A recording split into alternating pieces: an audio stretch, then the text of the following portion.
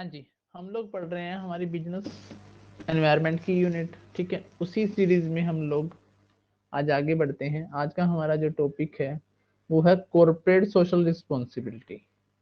ठीक है, जितने भी हमारे बिग बिजनेस हाउसेस हैं, जितने भी हमारे जो बड़े बिजनेस हाउसेस हैं, ठीक है, उनकी गवर्नमेंट के द्वारा कुछ रिस्पॉन्सिबिलिटी फिक्स कर दी जाती है टुवार्ड्स द सोसाइटी। सोसाइटी के प्रति कुछ ना कुछ रिस्पॉन्सिबिलिटी फिक्स कर दी जाती है बड़े बिग बिग बिजनेस हाउसेज की। ठीक है, उसी रिस्पॉन्सिबिलिटी को हम लोग नाम देते हैं कॉर्पोरेट सोशल रिस्पॉन्सिबिलिटी। तो क्या होती है ये, इसको पढ़ते हैं। हाँ जी, कॉर्पोरेट सोशल रिस्पॉन्सिबिलिटी कहता है corporate social responsibility is the continuing commitment by business to behave ethically and contribute to economic development while improving the quality of life of workforce and their families as well as local community and society at large। तो corporate जो social responsibility है, जिसको हम लोग short form में CSR बोलते हैं, तो CSR क्या है? एक कंटिन्यूइंग कमिटमेंट है। कंटिन्यूइंग क्या है? कमिटमेंट है। किसके द्वारा? बिजनेस के द्वारा किया गया एक कमिटमेंट है कि वो क्या करेगा? बिहेव करेगा एथिकली, नैतिक तौर पर काम करेगा। ठीक है, कॉन्ट्रीब्यूट टू इकोनॉमिक डेवलपमेंट, देश के जो आर्थिक विकास है, इकोनॉमिक डेवलपमेंट है, उनमें योगदान देगा। इंप्रूव करेगा quality of life of their workforce and उनकी फैमिलीज। ठीक है, and the local community and society at a large. तो CSR क्या है? CSR अपने आप में एक बिजनेस का समाज के प्रति है, सोसाइटी के प्रति क्या है? कमिटमेंट है, जिसमें वो कहता है कि या वो मान के चलता है कि वो क्या करेगा? बिहेव एथिकली बिहेव करेगा, नैतिक काम करेगा, देश के आर्थिक विकास में, इकोनॉमिक डेवलपमेंट में क्या करेगा? कंट्रीब्यूशन करेगा। नेक्स्ट, उसके पास जो वर्कफोर्स काम कर रही है और उनकी फैमिलीज है और उनकी जो सोसाइटी है हमारी, ठीक है, उसके क्वालिटी ऑफ लाइफ को इंप्रूव करने में क्या करेगा? हेल्प करेगा। ये सारी की सारी कार्रवाई किस में आती है? CSR में आती है। तो कहने का मतलब क्या है? CSR अपने आप में एक बिजनेस की जिम्मेवारी है कि वो उसके पास काम कर रहे वर्कफोर्स, सोसाइटी, उनकी फैमिलीज, ठीक है, और कंट्री जहां भी वो काम कर रहे हैं, ठीक है, उनको इकोनॉमिक तौर पर क्या करना? डेवलप करना, क्वालिटी ऑफ लाइफ को इंप्रूव करना, और जितने भी वो काम करेगा वो एथिकली करेगा। ये इस बात की क्या है? रिस्पॉन्सिबिलिटी है किसकी? एक बिजनेस की। ठीक है, जो CSR है हमारा, उसको हम लोग और क्या रेफर कर सकते हैं? कॉर्पोरेट और बिजनेस रिस्पॉन्सिबिलिटी भी बोल सकते हैं, कॉर्पोरेट और बिजनेस सिटीजनशिप भी बोल सकते हैं, कम्युनिटी रिलेशंस बोल सकते हैं, सोशल रिस्पॉन्सिबिलिटी बोल सकते हैं। हाँ जी, अब CSR के बेनिफिट्स क्या हैं? कॉर्पोरेट सोशल रिस्पॉन्सिबिलिटी का फायदा क्या है? बेनिफिट्स क्या है? It adds the attraction and retention of staff. ठीक है, अगर कोई कंपनी क्या कर रही है, कोई कंपनी या बिग बिजनेस हाउसेस CSR में कंट्रीब्यूशन कर रहा है, ठीक है, CSR के तहत क्या कर रहा है? सोसाइटी पर खर्च कर रहा है, तो ये क्या करेगी? अट्रैक्शन बनेगा और रिटेंशन करेगा स्टाफ को भी। स्टाफ यहाँ पर क्या करेगा? इस बिजनेस हाउसेस में काम करने के लिए क्या करेगा? अट्रैक्ट होगा, और वो लंबे समय तक क्या रहेगा? बना रहेगा। सेकेंड है, it attracts green and ethical investment. ठीक है, अब CSR में कंट्रीब्यूट कर रही है फर्म और कंपनी या बिग बिजनेस हाउसेज, ठीक है, तो ये क्या करेगा? अट्रैक्ट करेगा इन्वेस्टमेंट्स को, एथिकल इन्वेस्टमेंट जो नैतिक होती हैं, जिसमें कोई भी गवर्नमेंट की तरफ से इंटरवेंशन नहीं होती। नेक्स्ट है, it attracts ethically conscious customer. ऐसे कस्टमर जो एथिकली कॉन्शियस हैं, जागरूक हैं, ठीक है, एथिकली तौर पर, उनको अट्रैक्ट करेगा। नेक्स्ट है, it can lead to reduction in cost through recycling. अगर ये CSR में कंट्रीब्यूशन कर रहा है, ठीक है, तो ये ऐसे काम करने का प्रयास करेगा जिससे सोसाइटी को हार्म ना हो। ठीक है, सोसाइटी को हार्म ना हो तो ऐसी चीजें यूज करने का प्रयास करेगा जिससे रिसाइकलिंग हो सकती है। जब रिसाइकलिंग होगी तो इससे क्या हो सकता है? रिडक्शन इन कॉस्ट हो सकता है। तो इससे क्या होगा? It can lead to reduction in cost through recycling. अगला है, it differentiate the form from its competitor and can be a source of competitive advantage. अब एक चीज देखिए, एक आप हैं और एक आपका कंपिटिटर है। आप तो CSR में कंट्रीब्यूशन कर रहे हैं जिसके तहत आपको काफी सारे बेनिफिट्स मिल रहे हैं, दूसरे वाला CSR में कंट्रीब्यूशन नहीं मिल कर रहा। ठीक है, तो आपको क्या होगा? आपको कंपिटिटिव एडवांटेज मिलेगा, सोर्सेज ऑफ कंपिटिटिव एडवांटेज मिलेंगे। अपने कंपिटिटर की कंपैरिजन में आपको क्या मिलेंगे? काफी सारे कंपिटिटिव एडवांटेज मिलेंगे। कंपेरेटिव एडवांटेज अपने आप में एक थ्योरी का नाम है जो कि माइकल पोर्टर ने दी थी। ठीक है, नेक्स्ट है it can lead to increase profitability in the long run. अब सिंपल सी बात है, सोसाइटी के प्रति आप अच्छा काम करोगे, जैसे फॉर एग्जांपल रतन टाटा जी हैं, रतन टाटा जी हैं, इसने कोविड में हमारे देश की बहुत सारी हेल्प की है, ठीक है। तो इससे क्या होगा, लॉन्ग रन में जो इसका प्रॉफिट होगा वो बढ़ेगा, क्योंकि इसके कस्टमर की अट्रैक्शन इसके प्रति बढ़ेगी, तो लॉन्ग रन में इसका प्रॉफिट क्या होगा, ज्यादा होगा। आगे है pyramid of corporate social responsibility, ठीक है। चार हैं, इकोनॉमिक, लीगल, एथिकल और फिलेंथेरेपिक, ठीक है। याद करिए कल परसों मैंने ग्रुप में एक शब्द डाला था, ठीक है, जिसमें ये वाला था फिलेंथेरेपिक, ठीक है। इसका मतलब होता है परोपकारी, विच इज हेल्पिंग एवरीवन, ठीक है। तो सबसे पहले पढ़ेंगे हमारा pyramid of corporate social responsibility में सबसे पहले पढ़ेंगे इकोनॉमिक रिस्पॉन्सिबिलिटी, ठीक है। कहते हैं जो बिजनेस ऑर्गेनाइजेशन है, business organisation were created as economic entity design to provide goods and services to societal member. जो हमारी बिजनेस ऑर्गेनाइजेशन है वो इसलिए क्रिएट की गई थी, ठीक है, वो एक ऐसी इकोनॉमिक एक्टिविटी के रूप में क्रिएट की गई थी जो सोसाइटी को क्या प्रोवाइड करवाएगा, goods and services. The profit motive was established as the primary incentives for entrepreneurship. भी एंटरप्रेन्योरशिप के लिए जो प्राइमरी इंसेंटिव होगा, ठीक है, वो क्या होगा, प्रॉफिट होगा। भी उनको मोटिवेट कौन करेगा बिजनेस को स्टैब्लिश करने के लिए, वो प्रॉफिट मोटिव होगा। आगे है business organisation was the basic economic unit in our society, as such its principal role was to procure produce goods and services that consumer needed and wanted and make an acceptable profit in the process. कहता है business organisation जो है हमारी, वो basic economic unit है society में, ठीक है। तो इसका प्रिंसिपल रोल क्या है कि गुड्स एंड सर्विसेज प्रोड्यूस करे, वो गुड्स एंड सर्विसेज प्रोड्यूस करे जो एक कस्टमर को चाहिए, और एक एक्सेप्टेबल सा प्रॉफिट कमाए। एक्सेप्टेबल सा प्रॉफिट हमारा यहाँ पर क्या है, जायज, फेयर प्रॉफिट कमाए, ठीक है, नाजायज मत कमाए, जायज सा प्रॉफिट कमाए। ये हमारा क्या है, बिजनेस हाउसेज का या बिजनेस ऑर्गेनाइजेशन का रिस्पॉन्सिबिलिटी है। कहते हैं at some point the idea of the profit motive got transformed into a notion of maximum profit and this has been enduring value ever since, ठीक है। अब क्या हो गया, बहुत सारे बिजनेस हाउसेज अपना जो मेन मोटिव है वो प्रॉफिट, मैक्सिमम प्रॉफिट रखते हैं, ठीक है। भैया मैक्सिमम प्रॉफिट नहीं होना चाहिए, ठीक है, एक फेयर प्रॉफिट होना चाहिए, ठीक है। मैक्सिमम प्रॉफिट और फेयर प्रॉफिट में अंतर होता है। मैक्सिमम प्रॉफिट तो ये होता है कि जितना एक फर्म मैक्सिमम किसी सामने वाली पार्टी से गेन कर सकती है, ठीक है। फेयर प्रॉफिट का मतलब होता है कि जितना एक नॉर्मली आपको सर्वाइवल के लिए नीडेड है, आप सामने वाले का एक्सप्लॉइटेशन नहीं कर रहे, तो वो प्रॉफिट आपका होना चाहिए। एक इकोनॉमिक रिस्पॉन्सिबिलिटी बनती है बिजनेस हाउसेज की, अच्छी goods and services they society को, ठीक है, और एक जेन्युइन सा प्रॉफिट ले, ज्यादा प्रॉफिट मत ले, अगले सामने वाले का एक्सप्लॉइटेशन ना करे। नेक्स्ट आती है लीगल। अब लीगल को हिंदी में बोलते हैं भैया वैधानिक।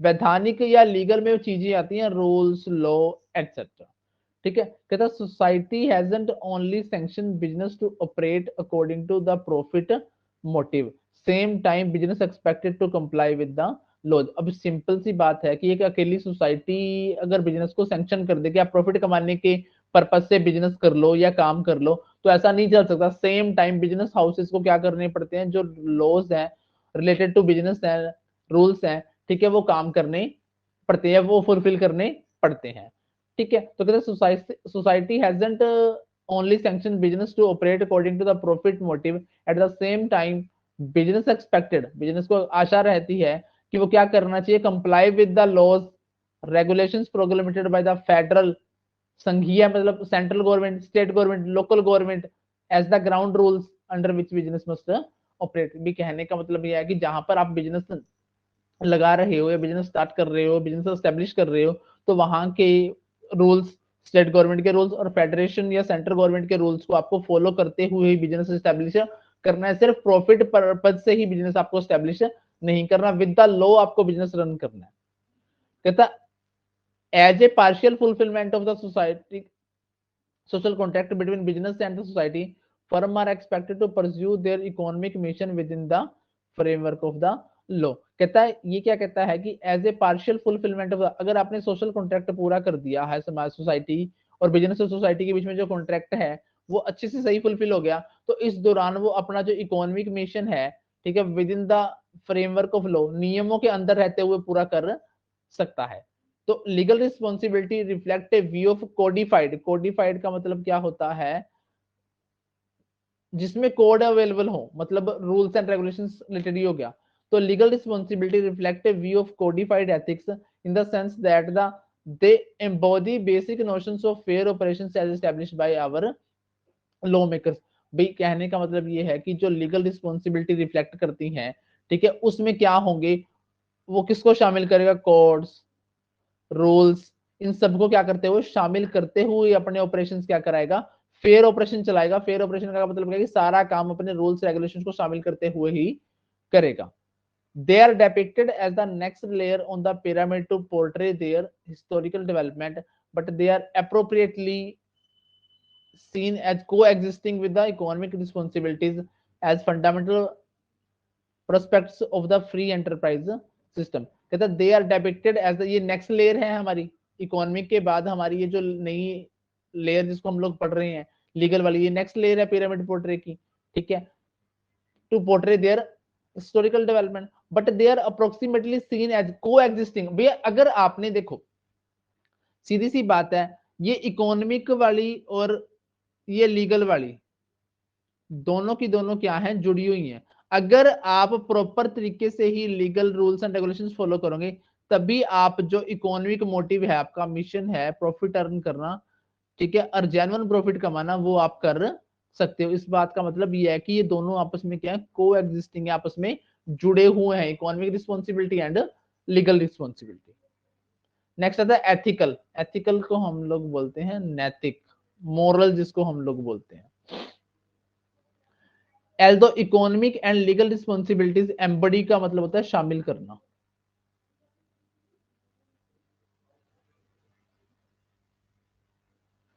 ये क्या कहता है कि यद्यपि economic and legal responsibilities embody ethics norms about fairness, justice, ethical responsibilities embrace those activities and practices that are expected or prohibited by societal members even though they are not codified into law। ये कहने का मतलब क्या है कि जो हमारी economic और लीगल रिस्पॉन्सिबिलिटी है उसमें शामिल किए जाएंगे एथिकल नॉर्म्स, नैतिक मूल्य, ठीक है, लाइक फेयरनेस, justice, न्याय, ethical responsibility, embrace those activities and practices that are expected or prohibited by societal members even though they are not codified in the law। कुछ बातें ऐसी होंगी जो बेशक हमारे नियमों में नहीं लिख रखी होंगी, परंतु क्या वो एक समाज उसको या सोसाइटी को क्या करती है, प्रोहिबिटेड करती है एक बिजनेस को करने पर, ठीक है। अब बिजनेस किसी के साथ क्या नहीं कर सकता, अन्याय नहीं कर सकता, जस्टिस करेगा, जस्टिस करके चलेगा। मतलब जस्टिस करने का मतलब यहाँ पर ये है कि मान लो अगर आपने 1 kg के पैसे दिए हैं, ठीक है, अगर वो आपको 950 ग्राम तोल कर दे रहा है, तो ये वो आपको इनजस्टिस कर रहा है, वो गलत काम कर रहा है, वो फेयरनेस से काम नहीं कर रहा।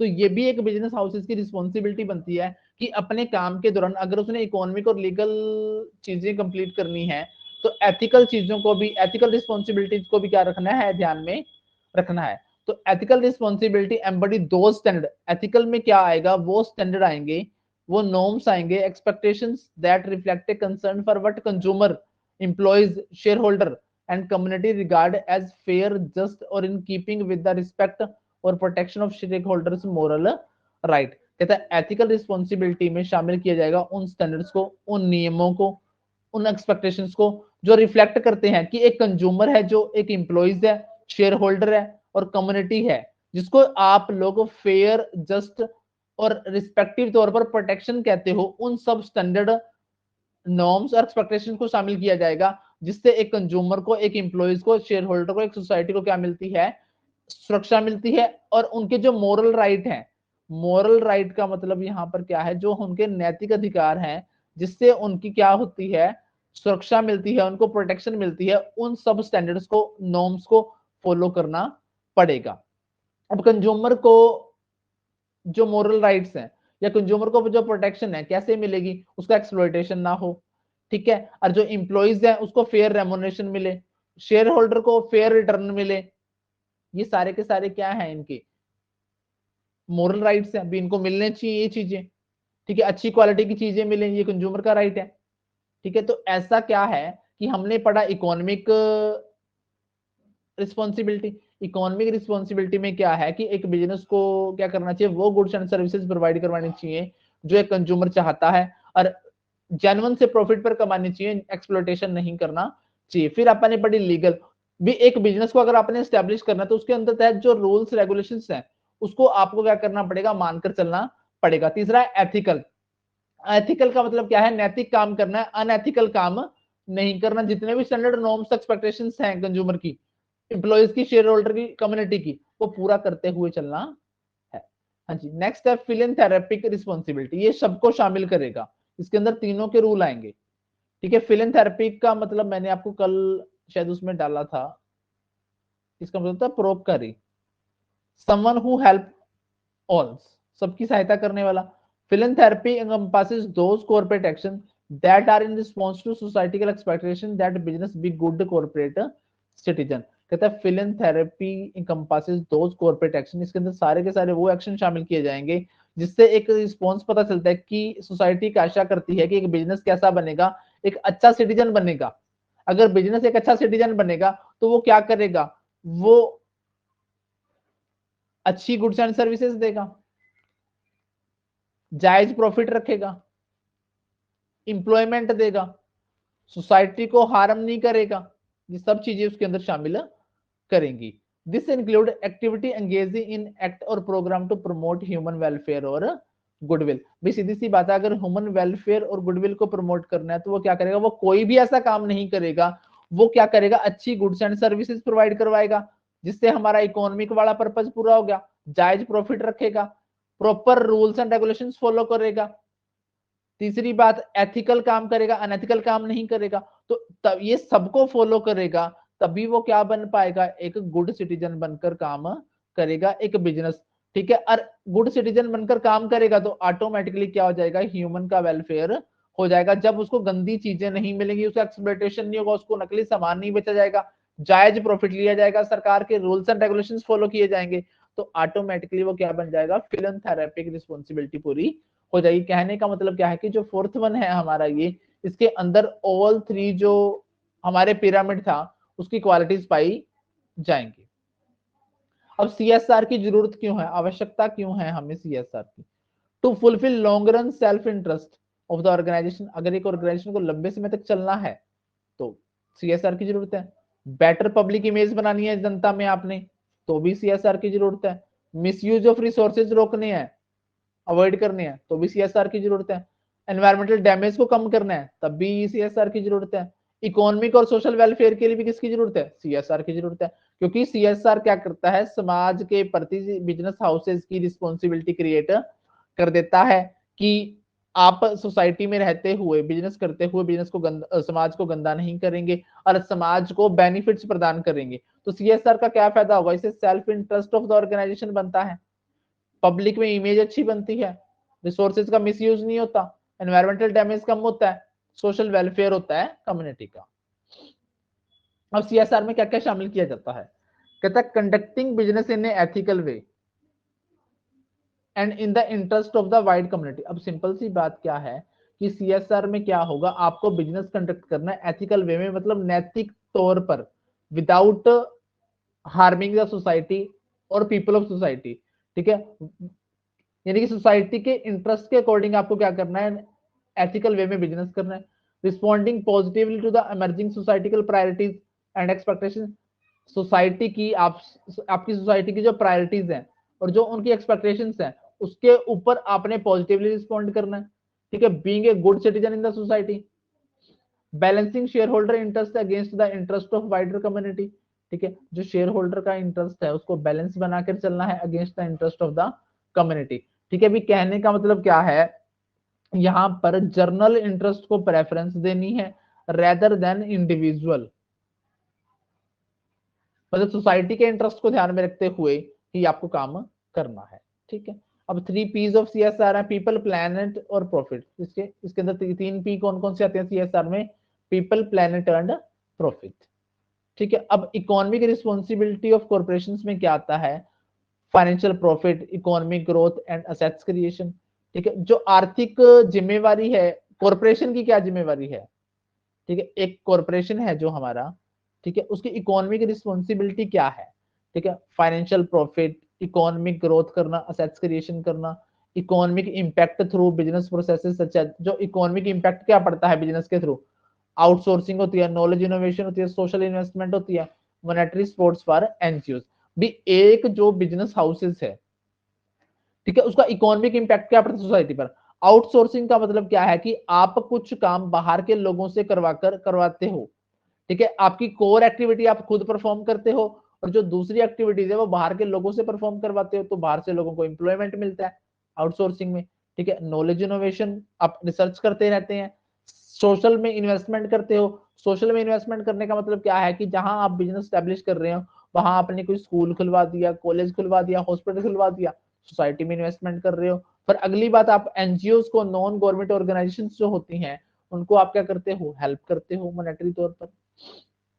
अब सोशल रिस्पॉन्सिबिलिटी क्या है, सोशल, अब सोसाइटी के प्रति क्या है, एक बिजनेस हाउसेस की क्या रिस्पॉन्सिबिलिटी है सोसाइटी के प्रति। Abolish slavery, force and child labour, भैया जो गुलामी प्रथा है, स्लेवरी, उसको खत्म करना है। फोर्स एंड चाइल्ड लेबर है, उसको क्या करना है, खत्म करना है। यानी कहने का मतलब आपने चाइल्ड लेबर नहीं करवानी, ठीक है। ये राइट एक्सप्लेन अगेंस्ट एक्सप्लॉयटेशन होता है। चाइल्ड लेबर क्या होता है, राइट अगेंस्ट एक्सप्लॉयटेशन होता है, 23 24 में आता है, ठीक है। सेक्शन 24 23 में, आर्टिकल 23 24 में आता है, ठीक है। इसको आपने क्या करना है, अबॉलिश करना है, खत्म करना है, यानी कि चाइल्ड लेबर नहीं करवानी और गुलामी नहीं करवानी। Provide equal opportunities and vocational training and guidance, सबको बराबर का अपॉर्चुनिटी, अवसर मिले, वोकेशनल ट्रेनिंग एंड गाइडेंस मिले, प्रॉपर तरीके से गाइडेंस मिले, इक्वल अपॉर्चुनिटीज मिले, फ्रीडम ऑफ एक्सप्रेशन हो, थॉट एंड रिलीजन हो, किसी भी धर्म को अपनाने की स्वतंत्रता हो, मतलब किसी भी आप रिलीजन को अडॉप्ट कर सकते हैं, फीलिंग ऑफ एक्सप्रेशन है, कुछ भी बोल सकते हैं, राइट टू प्राइवेसी हो, फैमिली लाइफ हो, right to take part in political life हो। भी कहने का मतलब क्या है, एक सोसाइटी के प्रति कॉर्पोरेशन की जिम्मेवारियां बनती हैं कि इन सब के बीच में इंटरफेरेंस ना करे, वो चाइल्ड लेबर ना करवाए किसी से, सबको इक्वल अपॉर्चुनिटी मिले काम करने की, ठीक है। आपके पास फ्रीडम ऑफ एक्सप्रेशन हो, वो ना छीना जाए, ठीक है। कोई भी रिलीजन अपनाना हो वो ना छीना जाए, आपके पास राइट टू प्राइवेसी हो, आपकी प्राइवेसी को कोई हार्म ना कर सके, ठीक है। आपकी फैमिली लाइफ हो, ठीक है, आप पॉलिटिकल लाइफ में पार्टिसिपेट कर सकते हो, इसके अगेंस्ट कोई भी बात ना कही जाए, बिल्कुल आपको रोका ना जाए, ठीक है। अब है एनवायरमेंटल रिस्पॉन्सिबिलिटी ऑफ कॉर्पोरेशन, ठीक है। अब एनवायरमेंट के प्रति जहां हम रह रहे हैं, ठीक है, उसको बोलते हैं एनवायरमेंट। एनवायरमेंट को हम लोग बोलते हैं भैया वातावरण, हमारे सराउंडिंग जो चीजें हैं उसको हम लोग बोलते हैं एनवायरमेंट, ठीक है। अब एनवायरमेंट के प्रति रिस्पॉन्सिबिलिटी क्या है, use and handling of genetically modified organism, अनुवांशिक चीजें यूज करनी है जो सोसाइटी को हार्म नहीं करती, मिनिमाइज करना है अपने ग्रीन हाउस गैसेस एमिशन, और ग्लोबल वार्मिंग को आपने क्या करने का प्रयास करना है, कम करने का प्रयास करना है। Treatment and reduction of waste water का रिडक्शन कम ही कर लेके आनी है, उसका ट्रीटमेंट करना है। सोयल एंड वाटर कंटामिनेशन, भी जो जमीन और आपका पानी है, ठीक है। एक सेकेंड, इस शब्द का मैं आपको मीनिंग बताऊं। Recycling and reuse of material, reuse, recycling करने का प्रयास करना है, जो चीजों को रिसाइकिल किया जा सकता है, ठीक है। और जो फॉरेस्ट रिसोर्सेज हैं आपके, ठीक है, उनको आपने क्या करना है, प्रोटेक्शन देनी है, बचा के रखना है।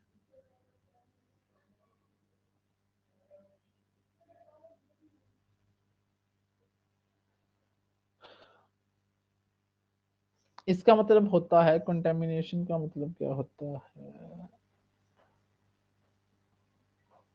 इसका मतलब होता है दूषित करना, मतलब यस, दूषित होने से बचाना है, ठीक है। आपने रिसाइकलिंग और रीयूज करना मटेरियल का, प्रोटेक्शन ऑफ फॉरेस्ट रिसोर्सेज, जितने भी हमारे फॉरेस्ट रिसोर्सेज हैं, भी सिंपल सा फंडा ये है, हमारा जो नेचर है उसको हार्म नहीं बचाना एट इन एनी वे, किसी भी तरीके से। हाँ जी। अब सीएसआर है क्या, कहता कंपनी एक्ट 2013। अब जो जो बातें मैंने हाईलाइट कर रखी हैं वो इंपॉर्टेंट है। The company act 2013 has formulated section 135, यानी कि सीएसआर का जो एक्सप्लेनेशन है कहां दिया गया, सेक्शन 135 में। एक्ट पूछे तो कंपनी एक्ट 2013 में, ठीक है। रूल पूछे तो 2014 में, और शेड्यूल पूछे तो 7 में, जो प्रेस्क्राइब्ड करता है mandatory provision for companies to fulfil their CSR.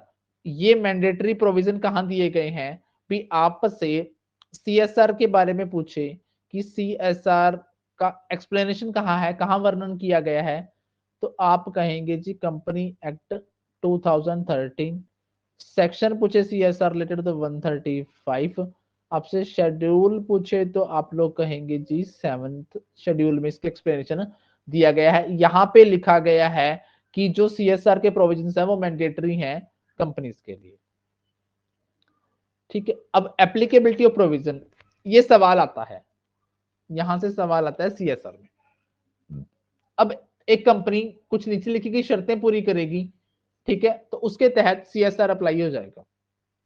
कहता ऑन एवरी कंपनी इंक्लूडिंग इस होल्डिंग और सब्सिडरी, हर वो कंपनी होल्डिंग और सब्सिडरी दोनों को शामिल करते हुए जिसकी नेट वर्थ 500 करोड़ हो, या फिर सेल 1000 करोड़ की हो, या फिर नेट प्रॉफिट 5 करोड़ हो, इन तीनों में से कोई भी कंडीशन सेटिस्फाइड होती है, कोई भी कंडीशन सेटिस्फाइड होती है भी आपकी net worth 500 crore, turnover 1000 crore और सेल्स 5 करोड़, तीनों में से कोई भी कंडीशन सेटिस्फाइड होती है, ठीक है, then you have to be, ठीक है, ड्यूरिंग द इमीडिएटली प्रीसीडिंग, जो आपका अभी पिछला फाइनेंशियल ईयर था उसके दौरान की कंडीशन है, एक foreign company having its office in India which fulfil the criteria specified above. अब कोई भी फॉरेन ब्रांच भी हो सकती है, अब फॉरेन ब्रांच जिसकी ब्रांच ऑफिस और प्रोजेक्ट ऑफिस कहां पर है, इंडिया में है, fulfil the criteria specified above, तो उसको क्या करना पड़ेगा, उसको अपने पिछले 3 सालों का, पिछले 3 सालों के एवरेज प्रॉफिट का 2% खर्च करना पड़ेगा, किसके ऊपर, सीएसआर के ऊपर। ठीक है, आपसे दो तरह का सवाल पूछ सकता है कि आपसे ये पूछेगा कि सीएसआर के लिए कंडीशंस कौन कौन सी है, तो आप कहेंगे नेटवर्थ 500 करोड़, ठीक है, टर्नओवर 1000 करोड़ और आपका जो नेट प्रॉफिट है वो 5 करोड़ हो प्रीसीडिंग फाइनेंशियल ईयर में, ठीक है, तब आपके ऊपर सीएसआर के प्रोविजन लागू होंगे, जिसके तहत आपको पिछले 3 सालों के एवरेज प्रॉफिट का आपको कितने परसेंट क्या करना पड़ेगा, सीएसआर के लिए खर्च करना पड़ेगा, 2% खर्च करना पड़ेगा। ये तो ये 2% से सवाल आएगा, या फिर ये 500, 1000 और 5 करोड़ पे सवाल आएगा। अब कमेटी भी बनानी पड़ेगी। ये क्या कहता है, कहता CSR committee, every company on which CSR is applicable, हर वो कंपनीज के ऊपर सीएसआर एप्लीकेबल होता है, is required to constitute a CSR committee बनानी पड़ेगी, जिसमें क्या होगा, 3 और मोर डायरेक्टर्स होंगे। अब इन डायरेक्टर में से भी एटलीस्ट 1 डायरेक्टर होगा, वो इंडिपेंडेंट डायरेक्टर होना चाहिए। ये क्या कहता है कि सीएसआर कमेटी, कहता हर कंपनी जिस पर सीएसआर के प्रोविजंस अप्लाई होते हैं उसको एक सीएसआर कमेटी बनानी पड़ेगी। सीएसआर कमेटी में क्या होगा, 3 और मोर डायरेक्टर होंगे। अब उन डायरेक्टर में भी क्या होगा, कम से कम एक डायरेक्टर कैसा होगा, इंडिपेंडेंट डायरेक्टर होगा। ठीक है, however if a company is not required to appoint an independent director then it shall have 2 और more director in the committee. कहते हैं एक ऐसी कंपनी जिसको जरूरत नहीं है इंडिपेंडेंट डायरेक्टर अपॉइंट करने की, तो उसको 2 या 2 से ज्यादा डायरेक्टर कमेटी में रखने पड़ेंगे, consisting of 2 directors in case of A private company having only 2 director on it's board. क्या कहता है कि consisting of 2 director, 2 director in case of A private company having only 2 director on it's board, consisting of at least 2 person in case of a foreign company, of one which one person shall be an authorized person resident in India and another nominated by the foreign company। भी अगर आपकी company कैसी है, foreign company है, तो कम से कम 2 लोग रखने पड़ेंगे, 2 में से एक ऐसा होना चाहिए, एक person authorised person resident in India होना चाहिए, दूसरा nominated by the foreign company हो सकता है।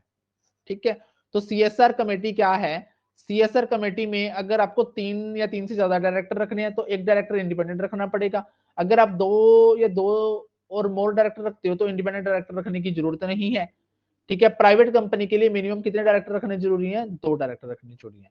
ठीक है, तो balance sheet of A company, the balance sheet of foreign company to be filled under section 381(1)(b) of the act shall contain an annexure regarding report on CSR Board of directors shall ensure that the activities included by a company in its CR policy are related to the areas or subject specified in schedule 7 given below of the act। भी कहने का मतलब क्या है, जो balance sheet है foreign company की वो किस सेक्शन में फुलफिल होता है, 381(1)(b) के तहत, ठीक है। Of the act contain an annexure regarding report on CSR के संबंधित जो रिपोर्ट है वो सेक्शन 381 के अकॉर्डिंग बैलेंस शीट बनाकर देनी पड़ेगी। जो बोर्ड ऑफ डायरेक्टर हैं वो ये इंश्योर करेंगे जो भी एक्टिविटी कंपनी कर रही है वो सीएसआर पॉलिसी के मुताबिक है। जो कहां मेंशन है सीएसआर पॉलिसी रिलेटेड, शेड्यूल 7 में मेंशन, ठीक है। अब इसमें कुछ मॉडल्स आते हैं। सबसे पहले आता है Friedman model. Friedman introduce the theory in 1970। Essay for the New York Times of Friedman Doctrine. The social responsibility of business is to increase its profit। कहता है सोशल रिस्पॉन्सिबिलिटी क्या है एक बिजनेस की, अपना प्रॉफिट को इंक्रीज करना है। ऐसा कौन कहता है, ऐसा फ्राइडमैन कहता है। In it he argues that a company has no social responsibility to the public और सोसाइटी, ठीक है। Its only responsibility to its shareholder. अब यहां से सिंपली आपको एक बात समझ में आ गई, फ्राइडमैन मॉडल किसने दिया, फ्राइडमैन ने दिया। कब दिया, 1970 में दिया। उसने न्यूयॉर्क टाइम्स में एक ऐसे लिखा था, क्या लिखा था, फ्राइडमैन डॉक्ट्राइन, ये उसके ऐसे का नाम है। उसने क्लियर कट मना कर दिया कि भैया एक बिजनेस की सोसाइटी के प्रति कोई रिस्पॉन्सिबिलिटी नहीं है, उसकी रिस्पॉन्सिबिलिटी सिर्फ अपने शेयर होल्डर के प्रति है और उसकी एकमात्र रिस्पॉन्सिबिलिटी अपने प्रॉफिट को इंक्रीज करना। ऐसी बात कौन करता है, फ्राइडमैन। फिर सेकंड नंबर पे आया Ackerman model. This model was emphasised on the internal policy goal and their relation to the CSR, ठीक है। ये वाला मॉडल किस बात पर जोर देता है कि जो इंटरनल पॉलिसी गोल है और उनका रिलेशन है सीएसआर के साथ, उसके ऊपर क्या करता है, एम्फसाइज करता है, जोर देता है। कहता है manager of the company get to know the most common social problem and then express a willingness to take a particular project which will solve some problems. इसके कहने का मकसद ये है कि भैया जहां भी आप अपना बिजनेस एस्टेब्लिश कर रहे हो वहां की सोसाइटी की जो कॉमन प्रॉब्लम को आप लोग फाइंड आउट करो, उसके ऊपर एक पर्टिकुलर प्रोजेक्ट लेकर आओ और उसको सॉर्ट आउट करने का प्रयास करो या फिर सोल्व उस प्रॉब्लम को करो। ऐसा कौन कहता है, एकरमैन कहता है। एकरमैन क्या कहता है कि भैया सोसाइटी में जहां बिजनेस एस्टेब्लिश कर रहे हो वहां की सोसाइटी की जो कॉमन प्रॉब्लम है उसको फाइंड आउट करो, ठीक है, और उसको ऊपर एक प्रोजेक्ट लाकर उसको सोल्व करो। थर्ड है Carroll model. Corporate social responsibility encompasses the economic, legal, ethical, and discretionary philanthropic expectations that society has of organization at a given point of time। कहता है जिसने सही बात कही है, जो अपन ने बातें पढ़ी हैं वो सारी इसने कही है। कॉर्पोरेट सोशल रिस्पॉन्सिबिलिटी एनकम्पासेस, कौन कौन सी रिस्पॉन्सिबिलिटी आती है, इकोनॉमिक पढ़ी, लीगल पढ़ी, एथिकल पढ़ी, डिस्क्रिशनरी पढ़ी, फिलैंथ्रोपिक पढ़ी, ठीक है। कहता है ये सारी की सारी एक्सपेक्टेशंस हैं सोसाइटी की जो एक ऑर्गेनाइजेशन को क्या करनी पड़ती है, पूरी करनी पड़ती है। ये किसने दिया, कैरल मॉडल ने कहा है। नेक्स्ट है corporate citizenship model. The following dimension emerge, citizenship concept, state intent, leadership structure, issue management, stakeholder relationship and transparency. इन सब बातों कौन करता है, कॉर्पोरेट सिटीजनशिप मॉडल करता है। यानी कि सिटीजनशिप से आपको याद रखना है कि जहां पर सिटीजनशिप की जिक्र होगा वो कौन सा मॉडल होगा, कॉर्पोरेट सिटीजनशिप मॉडल होगा। इसकी क्या क्या सीमाएं हैं, कहता सिटीजनशिप कॉन्सेप्ट इसमें आया, स्ट्रेटेजिक इंटेंट लीडरशिप के बारे में बात करी इसने, इशू मैनेजमेंट के बारे में बात करी, स्टेक होल्डर का रिलेशनशिप और ट्रांसपेरेंसी की बात करता है कॉर्पोरेट सिटीजनशिप मॉडल। कहता है stockholder and stakeholder model of CSR. Shareholder theory claims corporation manager have to duty to maximise shareholder return.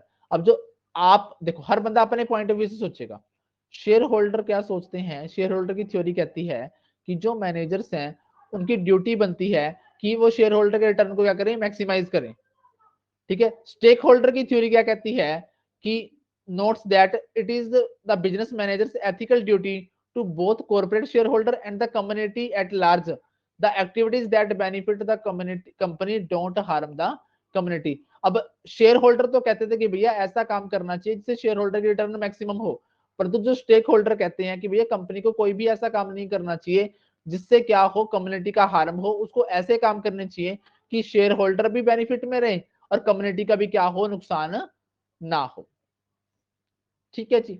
ये था हमारा सोशल कॉर्पोरेट सोशल रिस्पॉन्सिबिलिटी। हमने पढ़ा सीएसआर, सीएसआर को बोला गया कॉर्पोरेट सोशल रिस्पॉन्सिबिलिटी। ठीक है, कॉर्पोरेट सोशल रिस्पॉन्सिबिलिटी। ठीक है, ये आपको पता है कि बिजनेस हाउसेज की सोसाइटी के प्रति जो रिस्पॉन्सिबिलिटीज होती हैं उसको हम लोग कॉर्पोरेट सोशल रिस्पॉन्सिबिलिटी बोलते हैं। ठीक है, इसका जो एक्सप्लेनेशन है वो सेक्शन 135 ऑफ कंपनी एक्ट 2013 में दिया गया है। ठीक है, और शेड्यूल में कहा लिखा है, 7th शेड्यूल में लिखा है। ठीक है, फिर आपने पढ़ा कि कॉर्पोरेट सोशल रिस्पॉन्सिबिलिटी किस किस की क्रिएट होती है। उसके लिए शर्त क्या थी, आपने पढ़ा कि नेट वर्थ हो 500 करोड़। ठीक है, और आपकी टर्नओवर हो 1000 करोड़, और आपकी क्या बोलते हैं उसको, प्रॉफिट हो आपका, ठीक है, 5 करोड़।